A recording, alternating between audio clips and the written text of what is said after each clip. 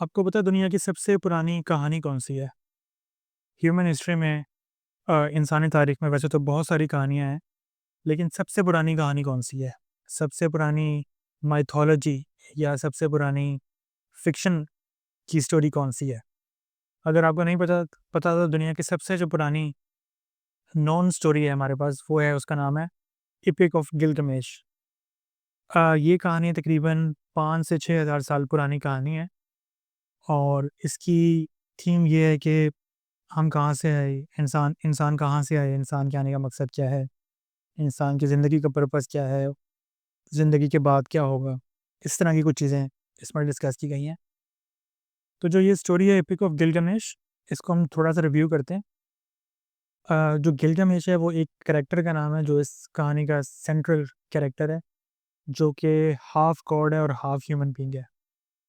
तो गिल्गामेश जो है मेसोपोटामियन रीजन में या मॉडर्न डे इराक के अंदर एक शहर है उरुक, उसका बादशाह होता है और लोग इससे बड़ा खुश होते हैं, बड़ा अच्छा बादशाह होता है ये और लोग इससे बड़ी इंस्पिरेशनल ज़िंदगी होती है इसकी, बड़ी इंस्पिरेशन लेते हैं लोग इसकी ज़िंदगी से।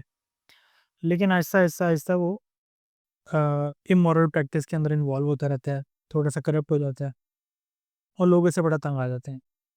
तो जब लोग तंग आते हैं तो वो जाके अपने खुदाओं से, अपने देवताओं से इसकी शिकायत करते हैं और जो खुदा होते हैं, जो देवता होते हैं, वो इसको एनकाउंटर करने के लिए एक और कैरेक्टर भेजते हैं जिसका नाम है एनकिडु। एनकिडु आता है ज़मीन पे, इसकी और गिल्गामेश की लड़ाई होती है आपस में और गिल्गामेश जीत जाता है लड़ाई। जीतने के बाद इन दोनों की बहुत अच्छी दोस्ती हो जाती है, एनकिडु की और गिल्गामेश की। और कुछ अरसे बाद एनकिडु की डेथ हो जाती है। तो जब उसकी डेथ होती है तो गिल्गामेश बड़ा उदास होता है, बड़ा परेशान होता है और उसको समझ नहीं आती मैं कैसे बिहेव करूँ, कैसे रिएक्ट करूँ। बड़ा उदास होता है और उसको उसके ज़हन में ख़्याल आता है कि एक दिन मैंने भी इसी तरह मर जाना है जिस तरह मेरा दोस्त जो है वो मर गया है। तो वैसे तो इस कहानी में 11 चैप्टर्स हैं, 11 टैबलेट्स हैं और डिफरेंट टैबलेट्स के अंदर डिफरेंट स्टोरी या डिफरेंट बात की गई है। लेकिन जो इसका टैबलेट 11 है वो आज के वीडियो के लिए, आज के टॉपिक के लिए हमारे लिए बड़ा इम्पोर्टेंट है। जो टैबलेट 11 है उसके अंदर एक कैरेक्टर है उत्नपिष्टम। उत्नपिष्टम जो कैरेक्टर है उसके बारे में ये फ़ेमस होता है कि उसके पास हमेशा की ज़िंदगी है, वो इम्मॉर्टल है। तो गिल्गामेश जाता है उत्नपिष्टम से मिलने के लिए, काफ़ी ट्रैवल करता है, उसके पास जाता है और वो कहता है जिस तरह के पास तुम्हारे पास हमेशा की ज़िंदगी है, इस तरह मुझे भी हमेशा की ज़िंदगी चाहिए, तो मुझे बताओ कि आपको ये ज़िंदगी कैसे मिली? तो उत्नपिष्टम उसको अपनी स्टोरी बताता है और वो कहता है कि जिस सोसाइटी में मैं रहता था, वहाँ के लोग बड़े करप्ट थे, बड़े इमोरल प्रैक्टिसेज़ में इन्वॉल्व थे और जो देवता हैं, वो बड़ा नाराज़ होते हैं, बड़ा परेशान होते हैं हमारी सोसाइटी से। तो वो मुझे ये ऑर्डर करते हैं कि मैं एक कश्ती बनाऊँ, एक बोट बनाऊँ और जो मेरे फॉलोअर्स हैं, जो नेक लोग हैं, मैं उन लोगों को उस कश्ती के अंदर डालूँ और जो आस-पास के जो जानवर हैं उस रीजन के अंदर, उसको मैं डालूँ क्योंकि एक तूफ़ान आएगा, तूफ़ान में ये जितने भी करप्ट लोग हैं, जितने भी इमोरल प्रैक्टिस में इन्वॉल्व लोग हैं, इन सबको तबाह-बर्बाद कर दिया जाएगा। तो उतना बचना बताता है कि मैंने कश्ती बनाई, मैंने अपनी फैमिली को डाला, मैंने जानवरों को डाला, डिफरेंट स्पीशीज़ को डाला और मैं उस जगह पे तूफ़ान आया और मुझे किसी तरह से खुदाओं ने, देवताओं ने मुझे बचा लिया और मुझे एज़ अ रिवॉर्ड मुझे उन्होंने इम्मॉर्टल कर दिया, मुझे हमेशा की ज़िंदगी दे दी। तो जब गिलगामेश कहता है, वो कहता है मुझे भी चाहिए इस तरह की ज़िंदगी। तो वो ये कहता है कि आपको हमेशा की ज़िंदगी तो मैं नहीं दे सकता, लेकिन मैं आपको एक ऐसी मेडिसिन देता हूँ, एक ऐसी जड़ी-बूटी देता हूँ जो अगर आप खा लोगे तो आप हमेशा जवान रहोगे। अ, वो उसको ये मेडिसिन देता है और वो जब वापस आने लगता है अपने शहर में, तो रास्ते में वो जो मेडिसिन है वो कोई खा लेता है। कोई साँप, कोई जानवर कुछ मेडिसिन खा लेता है। तो गिल्गामेश काफ़ी सोचता है इस बारे में और वो इस नतीजे पर पहुँचता है कि जिस तरह मेरा दोस्त मर गया था एनकिडु, इस तरह एक दिन मैंने भी मर जाना है। तो बेहतर ये है कि मैं कुछ ऐसा काम करूँ, अपनी सोसाइटी के लिए मैं कुछ ऐसा काम करूँ, जिससे मेरा नाम हमेशा याद रखा जाए, जिससे लोग मुझे हमेशा याद रखें। तो ये सारी कहानी होती है। ये जो कैरेक्टर है उतना रुस्तम वाला जिसके पास हमेशा की ज़िंदगी है और वो बोट बनाता है, अपनी फैमिली को डालता है और आस-पास के जानवरों को डालता है। और बच जाता है सारे तूफ़ान के अंदर। ये जो स्टोरी है, ये जो कैरेक्टर है, जो बहुत ज़्यादा क्लोज़ली रिलेट करता है हमारे जो पैगंबर हैं हज़रत नूह अलैहिस्सलाम, उनसे बहुत ज़्यादा, उनकी पर्सनैलिटी से बहुत ज़्यादा क्लोज़ली रिलेट करता है ये जो कैरेक्टर है। पता ये लगता है कि ये एक इंसिडेंट हुआ हज़रत नूह अलैहिस्सलाम की कौम के साथ, और जनरेशन बाय जनरेशन ये जो किस्सा है, ये स्टोरी है, इसके अंदर और भी थोड़ी-सी फैब्रिकेशन होती रही, और वो आहिस्ता-आहिस्ता जनरेशन बाय जनरेशन आगे ट्रांसफ़र होती रही। आज हम डिस्कस करेंगे हज़रत नूह अलैहिस्सलाम की पर्सनैलिटी को, थोड़ा-सा हिस्टोरिकल पर्सपेक्टिव में देखेंगे और थोड़ा-सा कुरानी पर्सपेक्टिव भी इसका देखेंगे। अ, हज़रत नूह अलैहिस्सलाम के बारे में बात करने से पहले 2 चीज़ें मैं आपको बताना चाहता हूँ, जो कि बड़ी इंपॉर्टेंट हैं। जब भी हम हिस्ट्री को देखेंगे, हिस्टोरिकल पर्सपेक्टिव से किसी भी चीज़ को देखेंगे, तो 2 चीज़ें उसके अंदर बड़ी इंपॉर्टेंट है। एक है क्रोनोलॉजिकल ऑर्डर और दूसरा है ज्योग्राफी। क्रोनोलॉजिकल ऑर्डर का मतलब ये होता है कि उनके आने से पहले कुछ कौन से इंपॉर्टेंट इंसिडेंट्स हुए हैं या इवेंट्स हुए हैं, और उनके आने के बाद, उनके जाने के बाद कौन से इंपॉर्टेंट इंसिडेंट्स हुए हैं या इवेंट्स हुए हैं।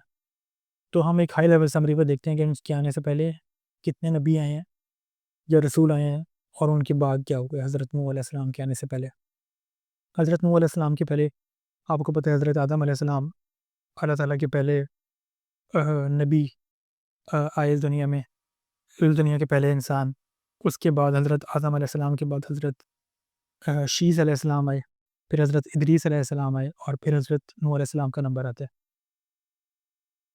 अ, वैसे तो कहा जाता है कि 1,24,000 पैगंबर आए हैं, तो हो सकता है इनके दरमियान और भी बहुत सारे नबी आए हों, लेकिन जो हिस्ट्री हमारे पास है, जो नाम हमारे पास है, उनमें से ये ऑर्डर बनता है। हज़रत आदम, हज़रत शीस, हज़रत इदरीस और फिर हज़रत नूह अलैहिस्सलाम। तो ये ऑर्डर पता होना चाहिए, और इसके बाद हज़रत हूद अलैहिस्सलाम और हज़रत सालेह अलैहिस्सलाम। तो ये जो ऑर्डर है, ये आपको ज़रूर पता होना चाहिए। ऑर्डर हमने देख लिया, अब हम जियोग्राफ़ी के पर्सपेक्टिव से देखते हैं कि ये किस रीजन में लाई करता था। ये जो सारा इवेंट है, हज़रत नूह अलैहिस्सलाम का इंसिडेंट है, ये किस रीजन में सारा इसकी जो है ना वो प्रोग्रेशन हुई। ये भी बड़ा इम्पोर्टेंट है। अ, जब भी हम किसी चीज़ को एनालाइज़ करते हैं, अगर हमें उसका ऑर्डर पता है और हमें उसकी ज्योग्राफ़ी पता है, तो चीज़ों को हमें याद करने में, चीज़ों को रिटेन करने में और चीज़ों को एनालाइज़ करने में हमारे लिए बड़ी आसानी हो जाती है, अगर हमें ये 2 चीज़ें पता है। अब हम बात करते हैं ज्योग्राफ़ी की। ज्योग्राफ़ी को हम थोड़ा-सा हाई लेवल पे देखेंगे, हाई लेवल समरी देखेंगे उसकी, और थोड़ा-सा डिटेल में भी जाएँगे, क्योंकि वो बड़ा इंटरेस्टिंग है। हज़रत नूह अलैहिस्सलाम बहुत पुराना ज़माना है, आज से तकरीबन 5,000 से 6,000 साल पहले का ये ज़माना है, और जो यहाँ की हिस्ट्री है वो बहुत ज़्यादा, हम कंक्रीट हिस्ट्री नहीं है, वो बहुत ज़्यादा स्पेकुलेशन पे मबनी है हिस्ट्री। तो बहुत ज़्यादा हम किसी भी चीज़ को हम कैटेगोरिकली हम नहीं बता सकते कि एग्जैक्टली क्या चीज़ है। तो वो जो इलाका था हज़रत नूह अलैहिस्सलाम जहाँ पे पैदा हुए थे, वो था मेसोपोटामिया का इलाका। मेसोपोटामिया या मॉडर्न डे इराक का इलाका। तो जो मेसोपोटामिया का रीजन था, वो काफ़ी बड़ा एरिया था, और वो modern day Iraq, Turkey, Syria, Kuwait, ये वाला जो रीजन है, इसको कहते थे मेसोपोटामियन रीजन। और ह्यूमन डेवलपमेंट, जो ह्यूमन हिस्ट्री की आप कह लें एक तरह से जो बिगिनिंग हुई है ह्यूमन सिविलाइजेशन की, वो इस जगह से हुई है। मेसोपोटामियन को क्रैडल ऑफ सिविलाइजेशन भी कहते हैं। तो ये बड़ा इंपॉर्टेंट है, यहाँ पर हज़रत नूह अलैहिस्सलाम की पैदाइश हुई थी। इससे पहले जो सोसाइटी होती थी ह्यूमन हिस्ट्री में, वो हंटर और गैदरर सोसाइटीज़ होती थी। इंसान जो है ट्रैवल करते थे, शिकार करते थे, कुछ खाना-पीना मिलता था, खा पी के फिर कहीं आगे चले जाते थे, ट्रैवल करते थे। लेकिन for the first time in human history हुआ ये कि लोगों ने आहिस्ता-आहिस्ता ह्यूमन ह्यूमन सेटलमेंट स्टार्ट हुई दरियाओं के किनारे में। तो ये जो मेसोपोटामिया का रीजन है, इसका मतलब भी यही है, 2 रिवर के दरमियान वाली जगह। तो इस इलाके में 2 बड़े इंपॉर्टेंट रिवर्स थे, river Tigris and river Euphrates. दरियाए दजला और दरियाए फरात, ये 2 बड़े इंपॉर्टेंट रिवर्स थे, और यहाँ यहीं पर ही ह्यूमन डेवलपमेंट स्टार्ट हुई, अर्ली ह्यूमन डेवलपमेंट। अगर थोड़ा-सा और डिटेल में जाएँ, तो अगर हम ह्यूमन हिस्ट्री की बात करें, उसी उसी टाइम पीरियड के दौरान इंडस वैली सिविलाइजेशन को अगर हम देखें, तो वहाँ पर भी डेवलपमेंट स्टार्ट हो गई थी। मोहनजोदड़ो और हड़प्पा का जो रीजन था, वहाँ पर भी ऐसा-ऐसा बिगिनिंग स्टार्ट हो गई थी, क्योंकि वो भी दरिया के किनारे इंडस रिवर के पास सिविलाइजेशन थी। सिमिलरली जो इजिप्शियन सिविलाइजेशन है वो रिवर नाइल के पास वो भी आहिस्ता-आहिस्ता प्रोग्रेस कर रही थी। तो ये जो हज़रत नूह अलैहिस्सलाम हैं वो इस इलाके में पैदा हुए, इराक के इलाके में उर उर का इलाका है ये वाला, जहाँ पर इनकी पैदाइश हुई। अ, एक और इम्पोर्टेंट बात, पुरानी सिविलाइजेशन जो दरियाओं के पास स्टार्ट हुई हैं डेवलपमेंट, उसकी वजह ये होती थी कि जहाँ पे दरिया होंगे वहाँ पे ऑब्वियसली वहाँ पानी होगा, जहाँ पानी होगा वहाँ पे एग्रीकल्चर होगी, घास होगी वहाँ पे एग्रीकल्चर हो सकती है। और जहाँ पर ये दोनों चीज़ें होंगी वहाँ पर लाइव स्टॉक हम रख सकते हैं, इंसान लाइव स्टॉक रख सकते हैं। जहाँ पे लाइव स्टॉक होगा वहाँ पे कैटल फार्म्स वगैरह की आप बाय प्रोडक्ट यूज़ कर सकते हो। सिमिलरली वहाँ पे आप फिशिंग कर सकते हो और वहाँ पे सरप्लस फूड हो सकता है। तो वहाँ पे first time in the human history development start हुई, प्रोग्रेस स्टार्ट हुई, इंसानों के पास सरप्लस फूड आना शुरू हुआ और वहाँ पे इस तरह से एक सिविलाइजेशन बनती गई। और उस टाइम पे इंसान ने फर्स्ट टाइम सोचना शुरू कर दिया कि हम कहाँ से आए हैं, हमारा क्या मकसद है, हमारा क्या क्या हम लोग करना है ज़िंदगी में। तो इस इलाके के अंदर इस तरह से ह्यूमन बिगिनिंग स्टार्ट हुई। और एक और इम्पोर्टेंट चीज़ हुई उस इत, इ, इस टाइम पीरियड के दौरान, जो सबसे इम्पोर्टेंट चीज़ है, जो हमारे टॉपिक से बड़ा क्लोजली रिलेट करती है। हम थोड़ा-सा ये देखते हैं कि अल्लाह ताला ने हज़रत नूह अलैहिस्सलाम को भेजा क्यों? क्या पर्पस था उसका? और कुरान में उनका इतना ज़्यादा डिटेल क्यों ज़िक्र है और ये क्यों मेंशन किया अल्लाह ताला ने हज़रत नूह अलैहिस्सलाम का? तो ये जो इलाका था, रिवर टिग्रिस का और रिवर यूफ्रेट्स का जिस इलाके में मॉडर्न डे इराक है और जहाँ पे हज़रत नूह अलैहिस्सलाम की पैदाइश हुई, इस इलाके में फ्लडिंग बहुत ज़्यादा होती थी। बहुत ज़्यादा फ्लडिंग होती थी, बहुत ज़्यादा सैलाब आते थे, कभी भी सैलाब आ जाते थे और वो आके सारी की सारी ह्यूमन सेटलमेंट को तबाह बर्बाद कर दिया करते थे। एग्रीकल्चर तबाह कर देते थे, लाइव स्टॉक को बड़ा नुकसान पहुँचा था, जो घर होते थे वहाँ पे उसको तबाह बर्बाद कर दिया जाता था। तो वो जो इंसान थे उस टाइम पीरियड के, वो बड़े इनोसेंट थे, बड़े नाइफ थे वो, क्योंकि उनके पास कोई प्रीवियस ह्यूमन एक्सपीरियंस नहीं था बहुत ज़्यादा, कोई नॉलेज नहीं थी, किसी किस्म की कोई उनके पास एक्सपीरियंस नहीं था। तो वहाँ पे एक बात एक मशहूर हो गई कि ऊपर कुछ खुदा हैं, जो देवता हैं, वो जब हमसे नाराज़ होते हैं तो तब जो है इस तरह की फ्लडिंग होती है और सब कुछ तबाह बर्बाद हो जाता है। तो इस डर के नतीजे में उन्होंने वहाँ पे एक खुद से ही ये गढ़ लिया कि जी ऊपर गॉड्स हैं जो नाराज़ होते हैं, इसकी वज़ह से फ्लडिंग आती है, तो उन्होंने उसके बुत बनाना शुरू कर दिए। मट्टी के बुत बनाना शुरू कर दिए और उसको नाम देना शुरू कर दिया कि ये जो गॉड है, ये फ्लडिंग से बचाएगा, ये हमें आग से बचाएगा और ये हमें इस चीज़ से बचाएगा। यहाँ से आइडल वर्शिप स्टार्ट हो गई और इस आइडल वर्शिप को कर्टेल करने के लिए, इसको अबैंडन करने के लिए हज़रत नूह अलैहिस्सलाम आए थे। जो ह्यूमन बिगिनिंग हुई थी हज़रत आदम अलैहिस्सलाम से लेकर हज़रत नूह अलैहिस्सलाम तक, काफ़ी आई डोंट नो कितना, मे बी 1000, 2000 साल, 3000 साल का टाइम पीरियड हो ये वाला। तो इससे पहले कभी भी ह्यूमन हिस्ट्री में आइडल वर्शिप स्टार्ट नहीं हुई थी। तो ये बड़ी इंपॉर्टेंट चीज़ है। इसको कर्टेल करने के लिए, इसको रिफ्यूज़ करने के लिए हज़रत नूह अलैहिस्सलाम को भेजा गया था, क्योंकि उस दौर में first time idol worship start हुई थी। तो अल्लाह ताला ने अपना पहला जो है रसूल को भेजा हज़रत नूह अलैहिस्सलाम को।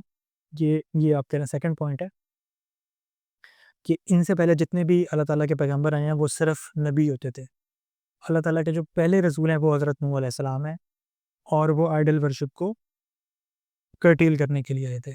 ये 2 इम्पोर्टेंट चीज़ें आपको पता होनी चाहिए।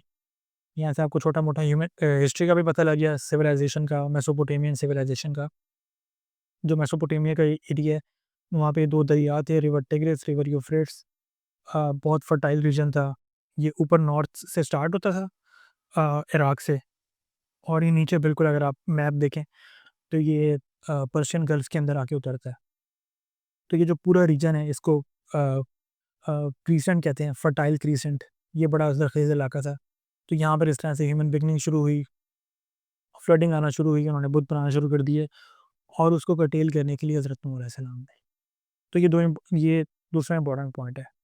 क्रोनोलॉजिकल ऑर्डर देख लिया, ज्योग्राफी देख ली, और ज्योग्राफी के बाद हमने ये देख लिया कि क्यों आए थे हज़रत नूह अलैहिस्सलाम, आइडल वर्शिप को कर्टेल करने के लिए आए थे। और सेकंड चीज़, अल्लाह ताला के पहले रसूल हैं। आगे बढ़ते हैं।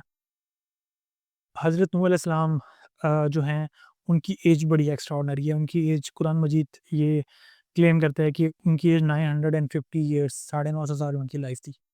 तो ये बड़ी एक बड़ी एक्स्ट्राऑर्डिनरी चीज़ है।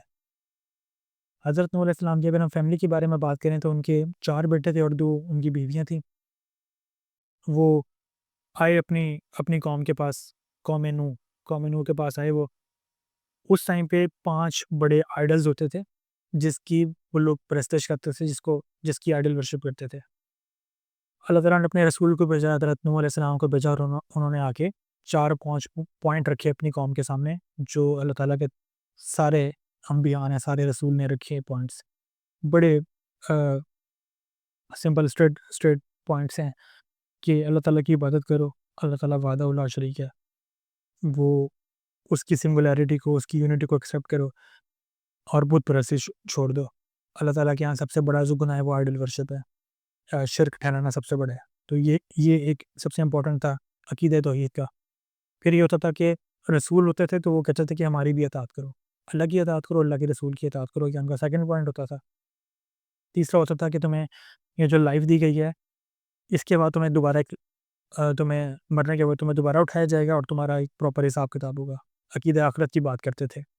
अकीदे तौहीद की बात करते थे, अकीदे रिसालत की बात करते थे और अकीदे आखिरत की बात करते थे। ये 3 बड़े मोटी चीज़ होती थी, जो अल्लाह ताला के तमाम रसूलों ने अ, उनके सामने रखी, मुशरिकों के सामने। और इस तरह की बात करते थे, तो वहाँ से जो रिस्पॉन्स आता था सामने वालों से, वो ये कहते थे कि आप तो हमारे जैसे इंसान हैं, आप कैसे अल्लाह के रसूल हो सकते हैं? अल्लाह ताला ने आपको ही क्यों चुना है? और वो ये कहते थे कि ये जो आप जो भी बातें कह रहे हैं, ये झूठ है, फ़रेब है, धोखा है और आप शायद पागल हो गए हैं, आप झूठ बोल रहे हैं। इस तरह से उनको रिडिक्यूल किया जाता था ऑपोज़िशन की तरफ से। तो वो कहते थे कि नहीं, मैं कोई झूठा नहीं हूँ, मुझे अल्लाह ताला ने सेलेक्ट किया है for the post of prophethood और मैं सिर्फ़ तुम्हें अल्लाह ताला का पैगाम पहुँचा रहा हूँ। ख़ैर, वो एक बार-बार एक ही बात का इसरार करते थे, वो कहते थे कि ऐसा कैसे हो सकता है कि हमें दोबारा उठाया जाएगा? ऐसा कैसे पॉसिबल है? वो कहते थे कि ये जो हम अपने बुतों की परस्तिश कर रहे हैं, ये तो हमारे आबाओ-अजदाद भी करते थे, हमारे फ़ोर-फ़ादर्स करते थे। ऐसा कैसे हो सकता है कि वो गलत है और आप ठीक हैं? इस तरह की बात करते थे और वो कहते थे हमें कोई निशानी बताओ, अल्लाह ताला की, अगर वाक़ई जो आप कह रहे हैं वो सही है तो कोई निशानी दिखाओ। और हज़रत नूह अलैहिस्सलाम को कहते थे कि अगर तुमने ये बात ना मानी तो अल्लाह ताला जो है तुम्हें अज़ाब दे सकते हैं। तो वो बार-बार इसरार करते रहते थे कि अगर वाक़ई में तुम इतने सच्चे हो और तुम्हारा खुदा इतना सच्चा है तो वाक़ई में हमें अज़ाब ला के दिखा दो फिर। तो हज़रत नूह अलैहिस्सलाम बहुत लंबा टाइम प्रीचिंग करते हैं, तबलीग करते हैं, उनको समझाने की कोशिश करते हैं। कुरान मजीद में 2 सूरतें हैं जो बड़ी डिटेल्ड डिस्कशन करती हैं हज़रत नूह अलैहिस्सलाम के बारे में, एक सूरह नूह और सूरह हूद। सूरह नूह जो है 29th सिपारे के अंदर है और इसमें हज़रत नूह अलैहिस्सलाम का पर्सपेक्टिव बताया गया है जो उन्होंने अल्लाह के सामने रखा है। अपनी स्ट्रगल रखी है या आप कह लें अपनी कंप्लेन रखी है अल्लाह ताला के सामने। उसमें वो कहते हैं कि अल्लाह, मैंने आपका पैगाम इनको इन तक पहुँचाया, जो-जो आपने मुझे बताया, अल्लाह की वहदानियत का पैगाम पहुँचाया, आइडल वर्शिप को रोकने के लिए मैंने इनको कहा, तो ये मेरा मज़ाक उड़ाते थे। मैंने इनको प्राइवेटली प्रीचिंग की, मैंने इनको पब्लिकली प्रीचिंग की, मैंने इनको कलेक्टिवली प्रीचिंग की, मैंने इनको इंडिविजुअली प्रीचिंग की, इन्होंने मेरी कोई बात नहीं सुनी। दिन-रात मैंने ये कर दिया और जब मैं इनको आपका पैगाम पहुँचाता था, तो ये कानों में उँगलियाँ डाल दिया करते थे। ये सारी बातें की हज़रत नूह अलैहिस्सलाम ने और आगे उन्होंने शिकायत की कि मुझे नहीं लगता अब इनमें से कोई भी अ, जो ये दावा हक है, मवाहिद हो सकता है। अल्लाह को एक मान सकता है, अल्लाह के रसूल को एक मान सकता है। वो कहते हैं कि मुझे नहीं लगता, मुझे इनसे कोई उम्मीद नहीं है। और हज़रत नूह अलैहिस्सलाम कहते हैं कि आप अल्लाह ताला से कहते हैं कि अब आप ले आएँ अज़ाब और उन सबको तबाह और बर्बाद कर दें। इनकी आगे वाली जनरेशन में से भी मुझे कोई नज़र नहीं आता जो अल्लाह को मानेगा। ये बहुत ज़्यादा इन्वॉल्व हो चुके हैं अपने गुनाहों के अंदर।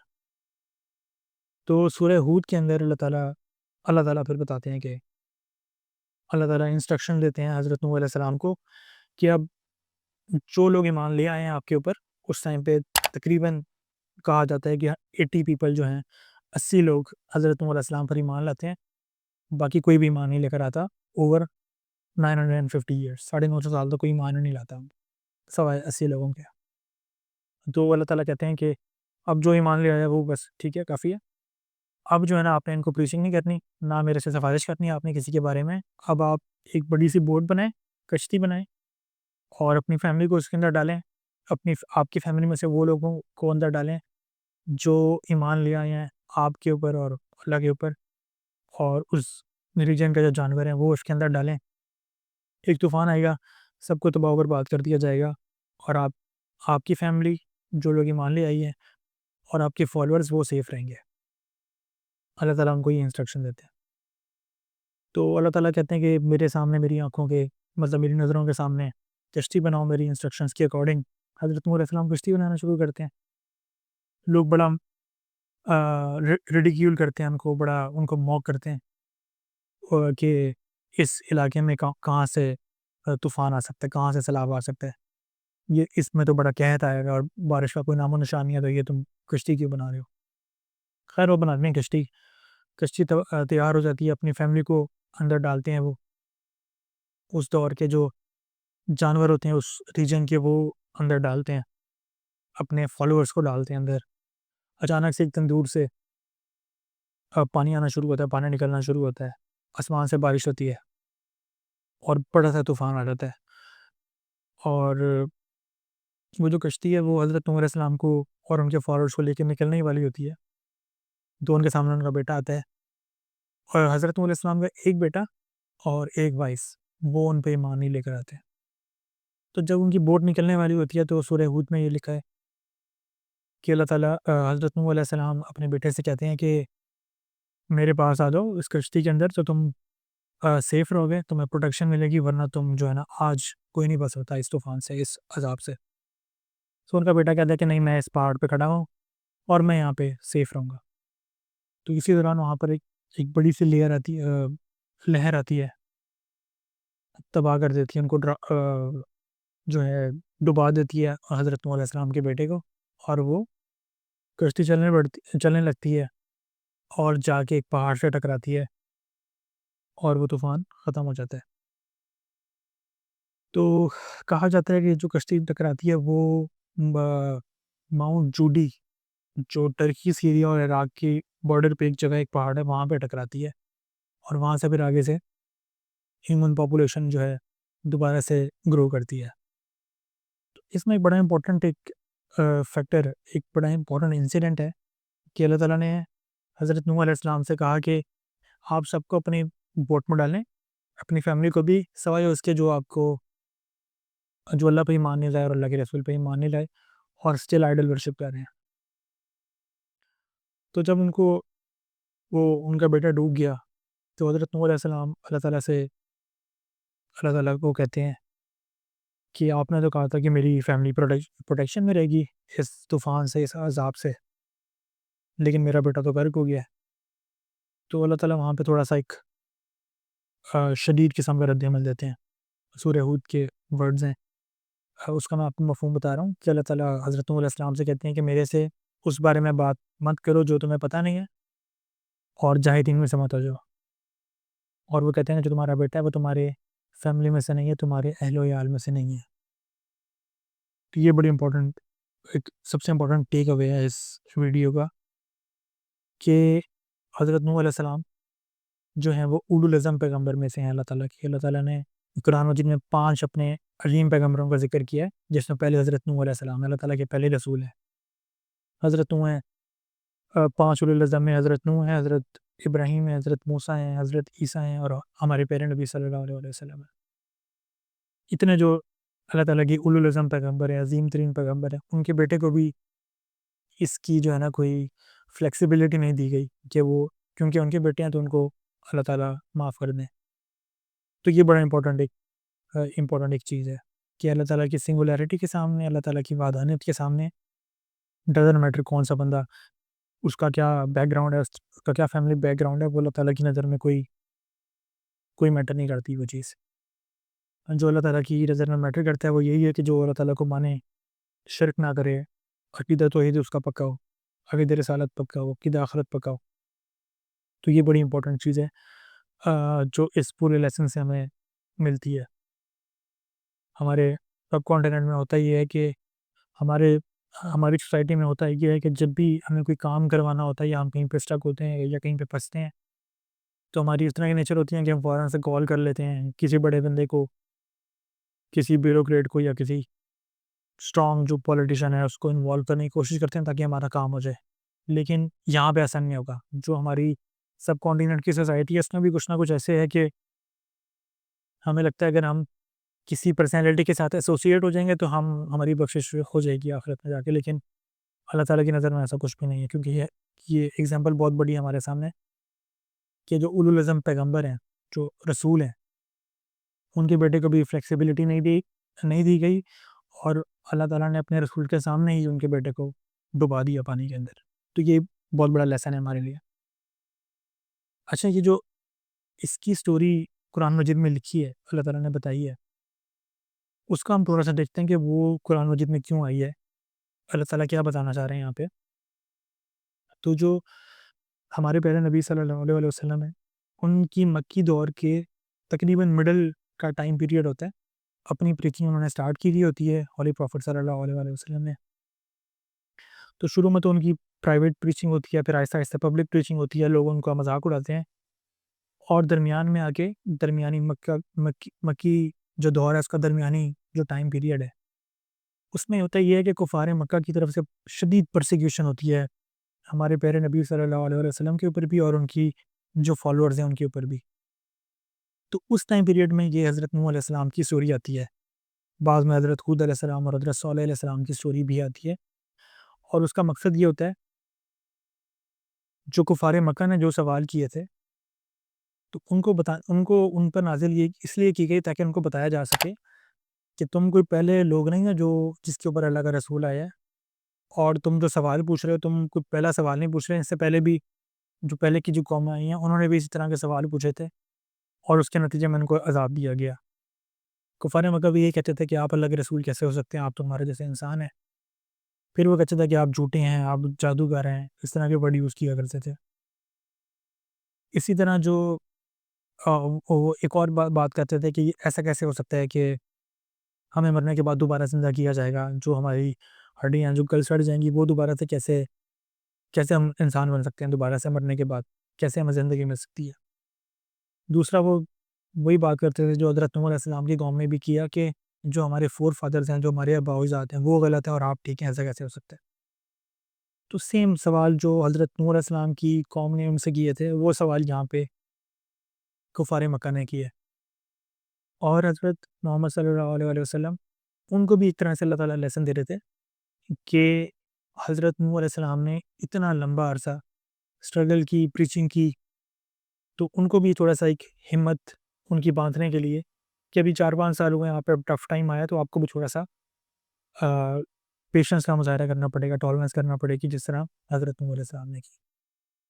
सिमिलरली उनके जो सहाबा-किराम थे, जो उनके फॉलोअर्स थे, उनको भी एक लेसन देना था कि आपने भी जो है ना अभी थोड़ा-सा सब्र करना है। अभी टफ टाइम है, तो सब्र करना है आपने।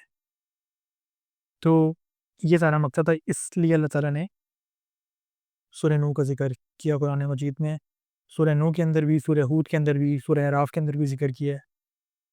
तो ये अ, सारी स्टोरी थी। अ, उम्मीद है कि आपको स्टोरी पसंद आई होगी।